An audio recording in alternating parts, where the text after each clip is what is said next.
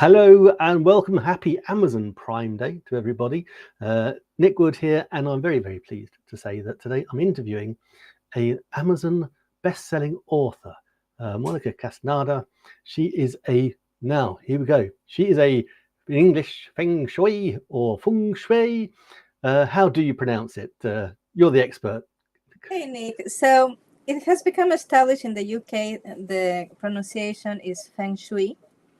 And also in Latin America, in Spanish, people say Feng Shui. But in the United States, the pronunciation is Feng Shui. Neither Feng Shui nor Feng Shui are the exact approximation to how a Chinese person would say it. And then you also have to see China is such a huge country with so many provinces, so there's variations in the pronunciation. But Feng Shui is the accepted pronunciation in the UK, and Feng Shui, the accepted pronunciation in the United States. So we can use whichever one you're more comfortable with. No, I think I might just be every now and again moving from one to the other. I think that's best. just to see, just so we can cover both audiences. Yes. So I guess the first question is, I mean, what was your introduction into Feng Shui in the first place? Yeah, so I'm originally from Quito, Ecuador, which is a small country in South America, right on the equator. And I actually studied and graduated as an architect over there. And right after I graduated, I moved to the United States to join my husband. And when I went in for my first job interview, I found out I would not be able to practice my profession because there are no agreements between the universities in my country and the universities in the United States. So they told me they would take my whole education of 6 years, would translate to 1 year, so I could skip the first year. And I will still have to be in school for another 4 years to get a degree as an architect in the United States. And then I would have to do 3 years as an associate. So it was just, after you have been in school for so many years, that's the last thing I wanted to do. And also because where I grew up, we use the metric system. And in the United States, they use inches and feet. And that was so confusing to me that I could just not wrap my mind around it, how I would go through college. Having to deal with feet and inches, that was a huge obstacle too. Yeah, and so that is we have that here still, and it shows my age. We went metric back in 1971, but I was brought up using feet and inches, even though at school we did meters and the metric system. But again, now people ask me how tall I am. I'm 5'8". I don't know what that is in centimeters. So, it's just something that is kind of like inside you, right? When you grew up, how you learn math, how you grew up with the system. It's so difficult to switch to something different. And so I decided, it was not a good time to go to school. And I was telling this story about not being able to practice my profession to a friend. And she told me, well, you should look into Feng Shui. And I had always had a keen interest in Japanese gardens. I always thought they were so beautiful. And I also had an attraction to Asian philosophy and things like that. And so I had studied as a macrobiotic chef, which is a Japanese way of life around food, right? That is based on the style of eating of a certain province in China. It's all associated with Chinese medicine. Feng Shui, the way I practice it, is a branch of ancient or ancestral Chinese medicine. Oh, wow.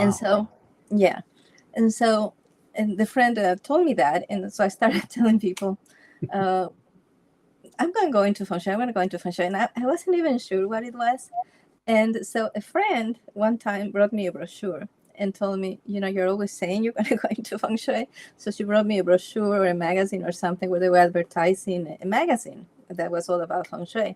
So I got that subscription and I started studying from all the different schools of Feng Shui. And I had a lot of cognitive dissonance because the information was just not different from school to school. It was contradictory. Some people were saying do this and the other people saying that's completely a mistake. You should do the opposite thing. And I thought they can't both be right? But I had a friend who is a practitioner of ancestral Chinese medicine. And so I started asking her. And because I knew that Feng Shui comes from the same source, right, as acupuncture or Qigong or herbalism, I knew that my way to sort through what was true knowledge that worked and what was superstition was going to be going back to the principles of ancestral Chinese medicine, which there are 9 principles of healing in ancestral Chinese medicine. And in the Temple of Heaven in Beijing, they actually have sets of 9 steps as you go from the ground floor up each platform to get to the temple, right? And so I was looking at all that, and I started just making charts for myself, looking at, okay, so what works, what doesn't, and then testing.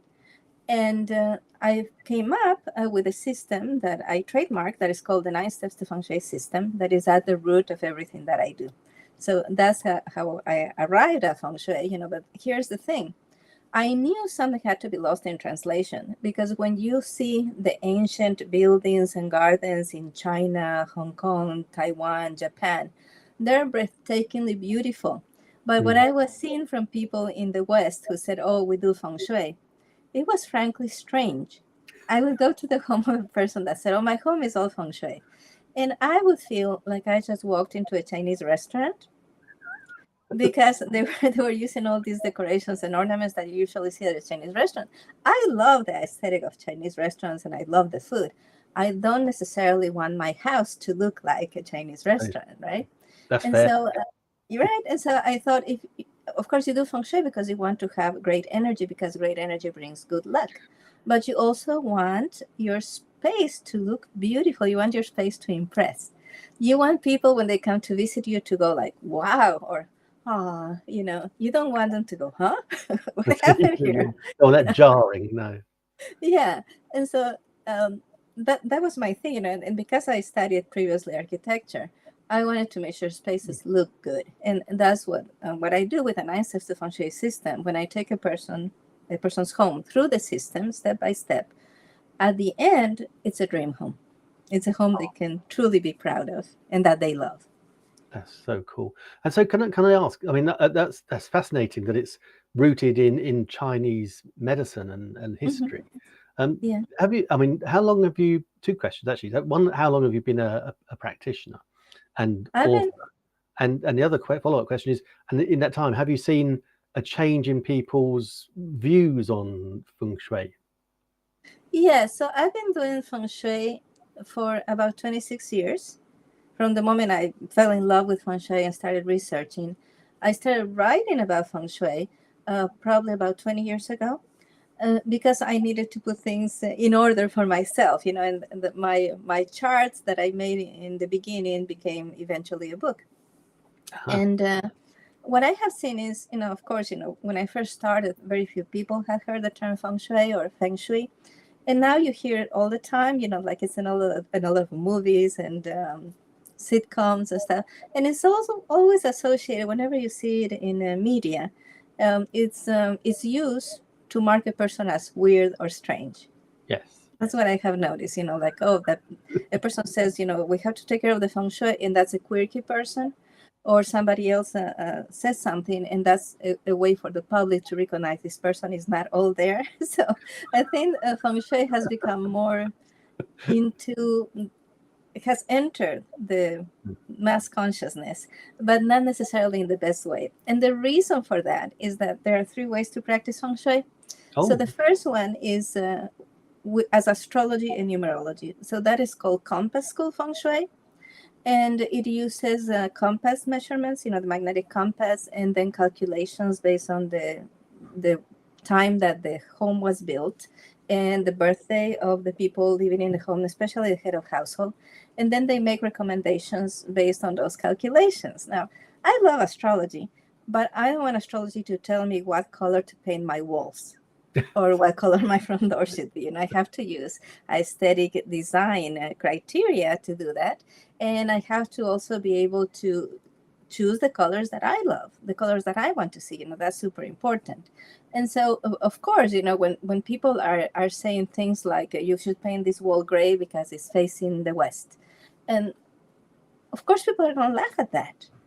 Then there's the second way to practice Feng Shui. But before I tell you that, Compass School Feng Shui is actually the one that has become most popular in the UK because it was brought to the UK by CEOs that had been sent to Hong Kong, and they saw the benefits of Feng Shui, and then they brought the Feng Shui masters back to Hong Kong. The second type of Feng Shui that I'm going to talk about was brought to the United States by CEOs on the west coast of the United States that had been working in Taiwan, and they brought this type of Feng Shui back to the United States, right? So the second type of Feng Shui, or the way to practice Feng Shui, is called Black Hat or Black Sect Feng Shui, and it's actually the full name is Black Hat Tantric Sect of Feng Shui. And so it has Buddhist practices and tantric practices, if you're familiar with that. You know, it has to do with the internal energy, the kundalini and things like that. And so there's a lot of good things. I actually love Black Hat School, but they use a lot of ceremonies that are associated with the Buddhist tradition. And also some of the recommendations they make sense when you read about them, but once you try to apply them in the home, they don't make sense. Or, you know, they create interior design clashes. Mm-hmm. And so my thing is that Feng Shui needs to look good, feel good, not just one or the other, right? And the third way to practice Feng Shui is a way that has practically been lost until I came along, right? Which is Feng Shui practice based on the principles of traditional or ancestral Chinese healing. And this is the kind of Feng Shui that produces the best results. And is that the 9 steps? The 9 steps to Feng Shui. So I put together 9 steps to Feng Shui based on the 9 principles of ancestral Chinese healing that are used in acupuncture, qigong, herbalism, massage, you know, which are the other 4 branches of ancestral Chinese medicine. And so we do things step by step, and we go over what is most important, you know. So, for example, most important for your health is wholeness. Your body needs to be whole, right? If something happens to you, and so, for example, my grandmother, she had to have gallbladder surgery, right? So after that, her body wasn't whole. So she had to take some actions, right? She couldn't eat all the same things. She had to have more of a schedule. There were certain foods she couldn't digest so well. And so the idea is with acupuncture, right? The idea is when the person is whole, it's a lot easier to heal that person. When the person is not whole, you have to have kind of shortcuts to still create this energetic wholeness. So the energy of the person is working well and making the person healthy, even though something is missing, right? So it works the same way in Feng Shui. You want the floor plan of a home, the shape of a home, to be a square or a rectangle. But many homes are different shapes. You have C-shaped homes, L-shaped homes, you have irregular shaped homes. The larger the home, the more irregular it's going to be, so that you can give natural light to many different rooms. And so in Feng Shui, we do things to energetically complete the home so it feels whole, right? And so that's an example of how the first principle of healing, the principle of wholeness, applies to the body and also to the home. And so you go through the 9 principles and apply each of those to the home. So, for example, the second principle is balance. In acupuncture or herbalism, those are called excesses or deficiencies, right? So, for example, if somebody is having a problem with their liver can be hyperactive or it can be hypoactive, right? It can be congested or it can be weak. And so in Feng Shui, how that translates to the space is, for example, if you have a very common thing in homes, you have a hallway. The hallway is long and it's narrow. So there's an excess of length. There's a deficiency of width, right? So you work with that. And for example, if you put a mirror on the side wall of the hallway instead of put it at the end, which is what most women do, if you put it on the side, it widens the hallway to twice its width.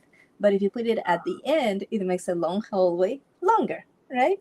I tell you, that's so funny because Debbie and I, Debbie, my wife, and I, we were looking at rearranging some things in the house. Yes. Debs is also very spiritual and very into Feng Shui.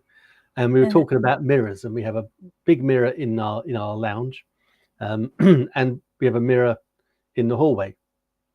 And so we thought, oh, I wonder if we moved the mirror from the hallway and put it on the other side of the lounge. We picked it up and moved it, and the whole thing just looked awful. And so we put it back. And we said, so there was a reason that we had that mirror there, but we'd just forgotten. So do you have the mirror on the side of the hallway or at the end of the hallway? On the side. Yeah, and so you're doing it right. Yeah, and you felt it, and it's right? nice. You felt it when you moved the mirror.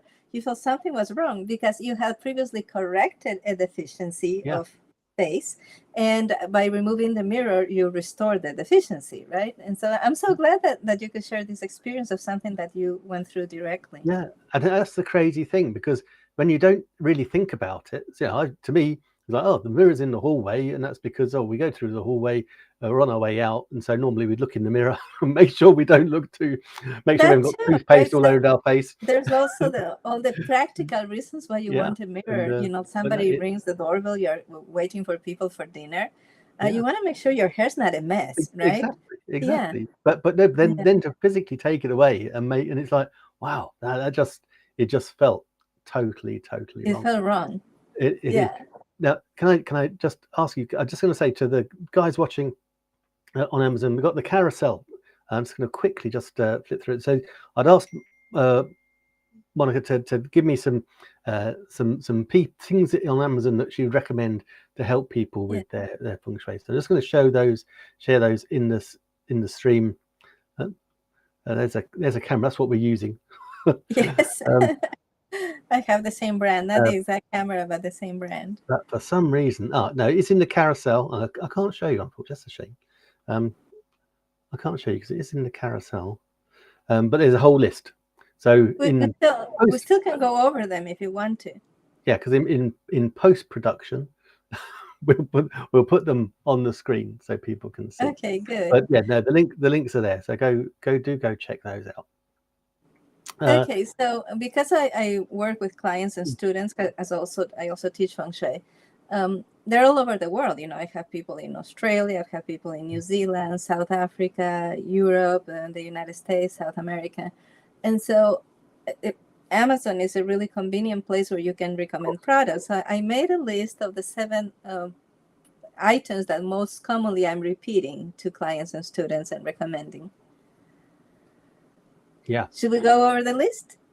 Yeah, we can do the list. In fact, yeah, have you got the list you sent me? And I can just quickly, what I'll do is what I can do is I can quickly pop them in my browser, and then people can see them. And 5, 6, nearly there, and we can just share the screen and people can see. Oh, we got a cheeky 7th one in there as well. And of course, we need to talk about your book as well. Yes, yeah. Well, you multiple books, but one of them in particular being the and then a slight change to the others. So yeah. So let me just share my screen. So let's put this on the top so we can all see what we're doing. And there we go. Drag and drop it. Cool. So if you're on Amazon, this is Monica's authors page. As you can see, it's got a little bit about the author there, and lots of Monica's books as well. Yeah. So I've written a number of books on Feng Shui. Most of them are manuals. They tell you how to do Feng Shui, right? But the book that you see at the top, Room by Room, Feng Shui Secrets for a Happy Life, I want to write a book that wouldn't just tell you the how of Feng Shui, but the why. Why is it so important to have good Feng Shui? So what I elected to do is I wrote a book of stories intertwined with Feng Shui advice that go over 3 homes and 4 generations. So the 3 homes are my grandmother's home, my parents' home, and our home, the home that my husband and I created and where we raised our 2 boys. And the 4 generations would be my grandmother, my parents, ourselves, and our children. And so, this book, when the book came out, people did more with this book than they had done before with all the manuals, because before they were not motivated to do it. You have to understand why it's so important, because good family dynamics come with good Feng Shui, and bad Feng Shui generates bad family dynamics. So you will see that functional families usually have really good Feng Shui because they have that instinct to do things right. Like you have the instinct with a mirror, right? Yeah. And dysfunctional families usually do bizarre things with their homes that are in accordance to how they're living in a way that is not harmonious, that doesn't have balance, that is not vital. Cool. And so a super important thing for a home is organization. Lack of organization creates stress. Stress increases arguments, and it depletes the energy of relationships, right? And so some of the things that I want to share with you, like the first one is the freezer organizer beans. The freezer Bins. organizer, yeah. I said beans like the food, bins, right? Bin. Yeah. That's really hard for a Spanish-speaking person to get right. I like beans. I like. Yeah. So bins. So when you open your refrigerator, things fall over. If you have to, take out half the contents of your freezer to see what's back there, if things go bad, that's not a good thing. So these freezer organizer bins is one of the most effective things that I have found, and especially because this particular one that I'm sharing, they're not angled towards the bottom, but they're mostly straight toward the bottom. So they have a tiny angle so you can still stack them, but they're mostly 90 degrees. So they maximize the space on our freezer. And our life has become so much easier, like in our household, since I started using these bins for the freezer in our refrigerator. And, in the United States, a lot of people have separate freezers too. Yes. And so for our chest freezer, it's also been a blessing. It's so much easier to organize things and to move things around. One of the most important things about home organization is inventory. When your home is organized, you know what to have. When you go shopping, you know what you need to go get, and things don't go bad. Because it's bad feng shui to let things go bad, right? I think I definitely need these bins. Yeah. The second item that I recommend often is the universal bathroom sink drain stopper. In so many homes, people mess up, damage, or lose the original plug that comes with the sink. Yeah. And that is left open, and that's not pretty to look at. And in feng shui terms, it is said to drain the positive energy from the home. And so this item, the drain stopper, it's so convenient. They're so beautiful. They come in all sorts of different colors to match your faucets, right? And you can push down a button and it seals the sink so you can fill it up. And when it's open, you can't see down the drain. So you see a pretty top, you can't actually see down the drain. So that is a super helpful thing to have. Yeah, there you have. Yeah, I like that. Yes, I can see myself adding that to my list. They also catch hair in them, so that's good. You avoid clogging the drain. So we really were big fans of those. The third item is the cable boxes, because in feng shui, cables represent your thoughts and your nerves. And you can go to the most beautifully decorated office, and then when you look underneath, there's a mess of cables. Or when you see behind the desk, there's a mess of cables. And the more unorganized the cables are, the more frazzled you are going to feel. And so these cable boxes, they're such a game changer. First of all, because they help you not keep the cables directly on the floor if you keep your cables low. Yeah. And if you keep your cables high on the desk, and they're neat and they're actually very pretty to look at. And I chose these ones. There's several really beautiful boxes in Amazon, but I chose this one because of all the cutouts that it has on the sides. And so that you can even put I keep my hard drives, my external hard drives in the box, and they don't get overheated because there's air circulation. The next item is the corner protector guards. And so in feng shui, you are not to have sharp corners. Sharp corners are bad feng shui. Basically because they're dangerous. If you have a really sharp corner on a coffee table, you're going to find that at some time or another, every family members have hit their shins in those corners, right? So they're actually physically dangerous. And also, when you have those corners in walls, those can also be dangerous. I've actually had clients that told me stories of somebody getting hurt on the sharp corners. In the United States, the material that we cover our walls with is drywall. And to connect the drywall in the corners, you use these sharp metal pieces, right? And so sharp corners can be dangerous. Somebody told me, like a child hit one of those corners with his forehead and actually split the forehead. But Ooh. also energetically in Feng Shui, and these are really dangerous. So right now we're looking at furniture protectors. There's also corner protectors that you can use to put on walls. But the furniture protectors are so important. Coffee tables, desks, anything in your home ideally should have rounded corners. But if Yes. you don't have the rounded corners, you need to have corner protectors. And I love this because they're inconspicuous, they're clear, and the kind of adhesive they come with, they can be removed really easy and it doesn't damage furniture.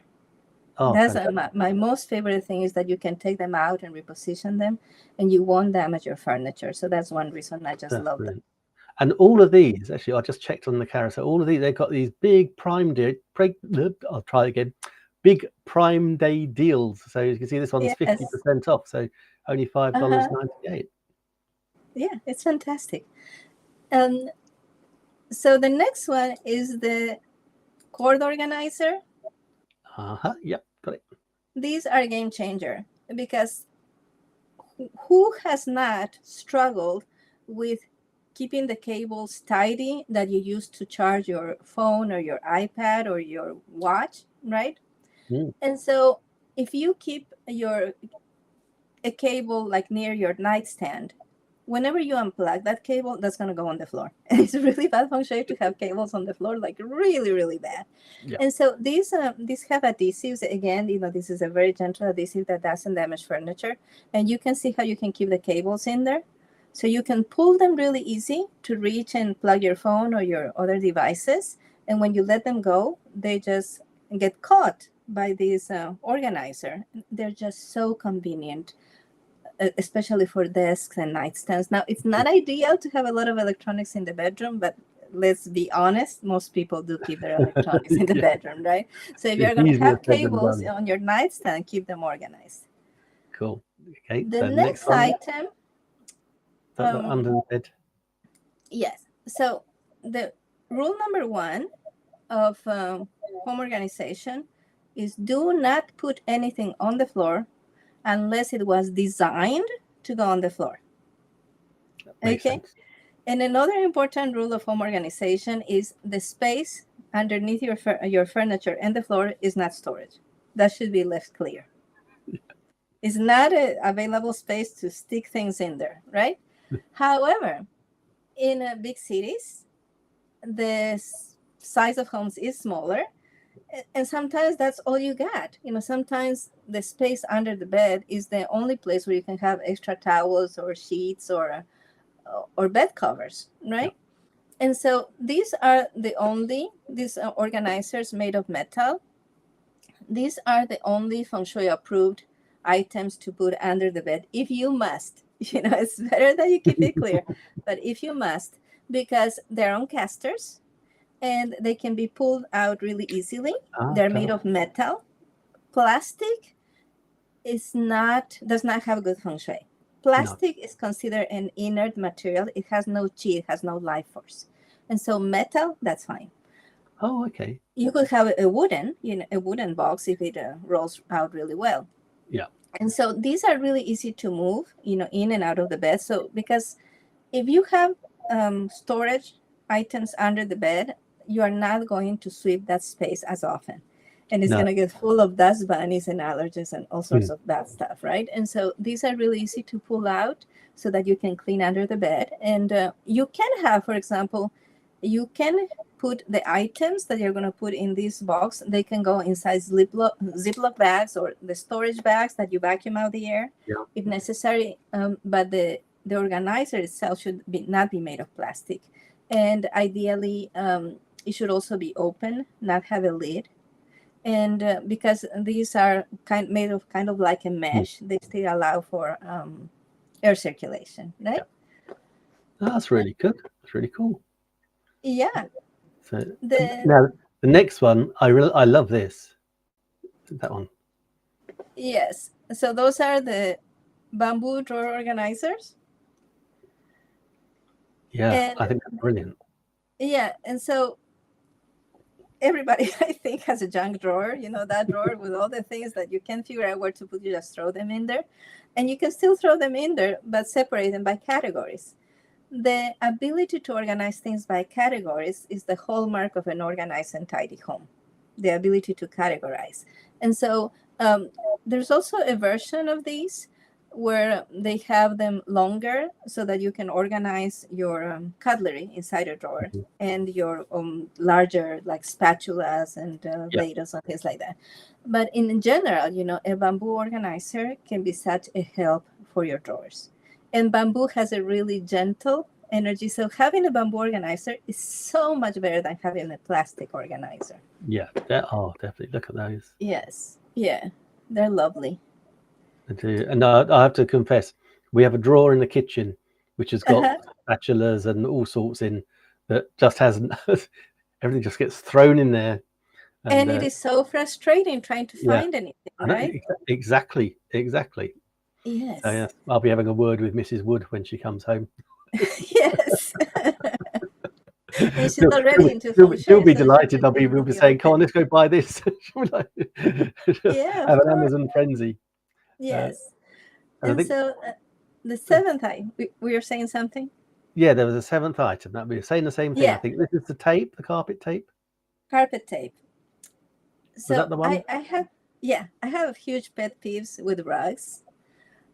Especially because today the fashion is that you go to the store and you buy a rug that already looks old. That's a huge pet peeve with me. If you have a really expensive rug that has faded over time and it has that worn look that makes it so special, that's one thing. But that's very different from going to a store and buying something that already looks worn out. So I recommend don't do that. What I like to do is I like to do to salvage stores that carry rugs. And so I get really nice, originally super expensive rugs for up to 90% off. Oh, wow. So, and I like, another pet peeve of mine is, how rugs that are too thin, they curl on the edges and then people are tripping on them and they're not heavy enough to stay in place. So people slide on them. A rug that should be an asset to your home, that makes your home warmer, that makes your home more comfortable on your feet, shouldn't be a tripping hazard, shouldn't be a fly away with it hazard, right? And so this double-sided carpet tape for area rugs, it's the best that I have found in all my years of doing Feng Shui. It stays put. And again, you probably have noticed a huge pet peeve of mine is that you can remove it without damaging floors. It is so strong that your rugs don't move an inch or a centimeter. And but yet when you need to move them, it's very easy to remove. And so your rugs are not skateboards, right? So they need to be fixed to the floor. And then also you need to make sure that those corners are down flat on the floor. Yes, and after actually a couple of questions because we've got rugs in the hallway. We've got a wooden floor, so we've got like a long runner rug type thing in there, and again in the kitchen, and they're very flat floors, and we've got two monkey cats that go flying around the corner, and they land on the rugs. They take the rug with them. Take the rugs with them. Really we used to, back in the day when I first started studying Feng Shui when we lived in Mississippi, we had a runner that was kind of light. It was really beautiful, but the cats would run at top speed and get themselves in between the floor and the runner, and they swore they were invisible. They would be waiting there. They thought they were hidden. They would just have their little nose out stalking somebody, right? It was so funny, but at the same time, it was so frustrating to not be able to keep your rugs in place. I know, they're little monkeys. Can I ask you on Feng Shui, carpets as opposed to rugs?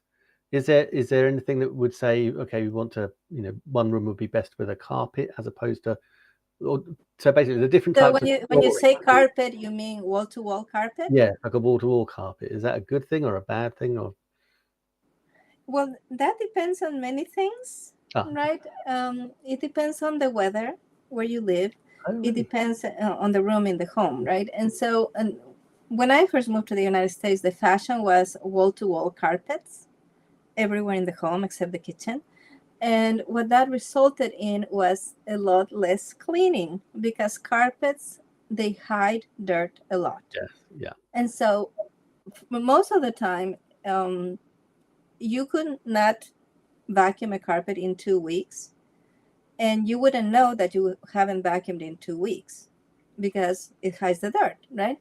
And so, in that sense, it's negative because when you are gathering dust, there's going to be all sorts of allergens and dust mites and things, right? And then the air that you are breathing is not going to be so clean. Um, but the positive side of that is that it's really soft on your feet, is that you can lie down on the floor, and Mhm. feel really comfortable. And so it depends on where you live. For example, if you live in places where it gets really, really cold in the winter, they're an asset, right? As Yes. long as you have a really powerful vacuum that is really going to lift the dust, and that you have the habit of cleaning often. Yeah. And so those are all the factors that you need to consider. And you need to be honest with yourself, right? If you're not such a good cleaner, it's probably going to best for you to have some kind of hard floor and just accent rugs in key places. Yeah. Okay. Yeah. That's And interesting because of our cats and how they run around. We are considering taking up the carpet in the lounge and having just uh-huh. wooden floors with a rug, just because Yeah, it stops them ripping up the carpet. They're ripping up the carpet, so we're thinking we might as well take that away and and let is them it run on the floor. clean, right? Yeah. Yeah. Yeah. Yeah, and Nice. and so that's what we do. When we first bought the house where we live in, it had wall-to-wall carpets. When the kids were little, that's another factor. When the kids Yeah. were little, they didn't just fall. They threw themselves on the floor. They would jump on the couch, they throw themselves on the floor and stuff, and they would wrestle each other. And so for a long time, even though I could see the carpet needed cleaning, um, changing, because even Yeah. though we cleaned it, it started to look dirty from all the things that were spilled on it and stuff. And I still delayed because it was so safe for the kids when they were little, right? But at a certain point, when they quit throwing themselves on the floor all the time, and we did change it. And when we changed the floors, we got bamboo floors, Oh, nice. Yeah. yeah, which are really, really pretty. And then we do have runners and rugs where needed, right? So for example, we have two hallways, one typical hallway and the other one is more like an open hallway. So we do have runners on those, and we do have a very large, very beautiful area rug for that marks the living room, right? Recently, we added a rug also to the kitchen because we noticed, my husband and I, we noticed we're starting to get fatigued when standing there. And I had looked at those mats, the anti-fatigue mats, Yeah. but they just either weren't pretty enough or they weren't the right size. And so we ended up actually getting a runner of wool rugs. And so my idea of a good rug is a half an inch high, which would be about 1.2 centimeters, right? So that it lies flat, Mhm. and even if you don't have tape, and so that it's really, really comfortable. And I prefer to have natural fibers, right? So most of our rugs are made of wool or a mixture of wool and silk. Yeah. Oh, Yeah. nice. Oh, I like But those. that's because we are lucky that we have a salvage place in our city, a salvage store where they bring in rugs every 3 months, so And I you go have and like a $6,000 rug in my living room that I paid $400 for, right? wow, that is it. Yeah, I want to go yeah, shopping with you. I know. Yeah. Even with shipping, it might be worth it. Yeah, and so because it's salvage, sometimes they have like a minor imperfection Hmm. Yeah. underneath the rug that nobody is going to see, but they can't be sold as a new rug. And so I have one of the runners, because we also have cats, and one of our cats has decided it's very funny to scratch rugs. Yes. And so her favorite rug to scratch, I paid $44 for that one, when it would have been at least $300 new, right? So when she scratches that, I don't stress out so much. No. Because, yeah. While you talk about cats, do your cats chew the corners of rugs? Ours are just little They monkeys. don't. Luckily, they don't. Yeah. And then what I have come to understand, this is our second set of two cats. We had two cats that lived, they were same litter. The female, who was a chocolate tonkinese, she lived to be 15 years old, which is pretty old for that breed. Wow. And the brother, who was a short-haired tabby, he lived to be 19 and a half years old. Wow. And I know. And then, we waited a few years, and then my children wanted cats. So now we have a medium hair and a short hair that are also sisters. And what I have determined is that every cat is going to at least have one thing they destroy. Yeah. And you have to take measures for that, right? At and least so one. but you can correct a lot, so there's something they hate is foil.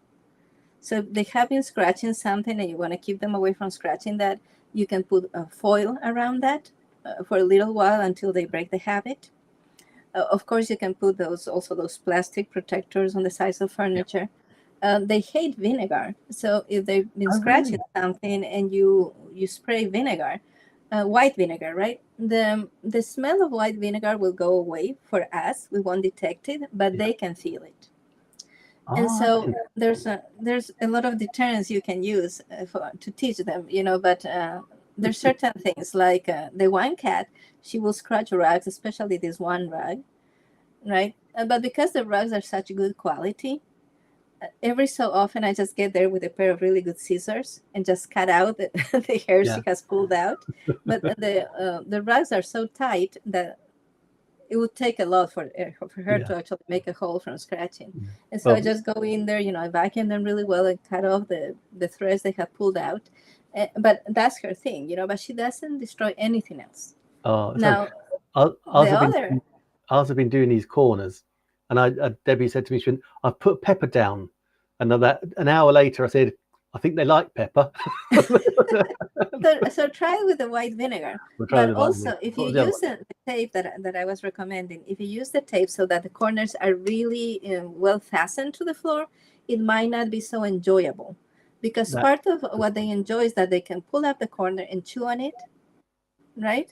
Yeah. And so that might help with that. But white vinegar, they detest. Oh. And so our other cat, her thing is door frames.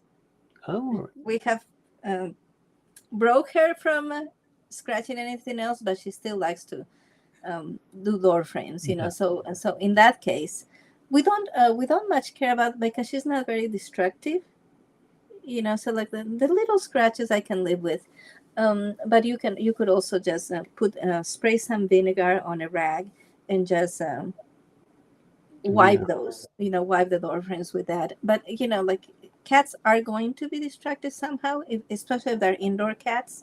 Yeah. And so you just kind of have to live with that, but you can minimize.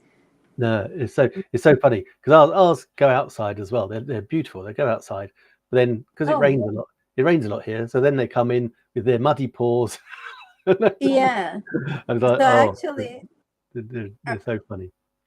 Our cats don't go outside, but they do have they go outside into a catio, and the catio has dirt on it. It's not cement, but it actually has dirt, and they have their hammocks and their little bridges and things, right? So they love it. And so what I did is I got one of those rugs that absorbs mud. They usually sell them for dogs. And so I put it right by their pet door, so that rug catches most of the mud. Yeah, that's a good idea. Moni, we've been 45 minutes chatting away. Yeah, it's fun. We need to talk more about Feng Shui. Yes. I'm hoping, I'm going to throw this to you right now, but I'm hoping we can do this again next Tuesday, and we'll have more of a deep dive talk into your different books. I would love that. We'll probably talk about cats as well. but, Yes.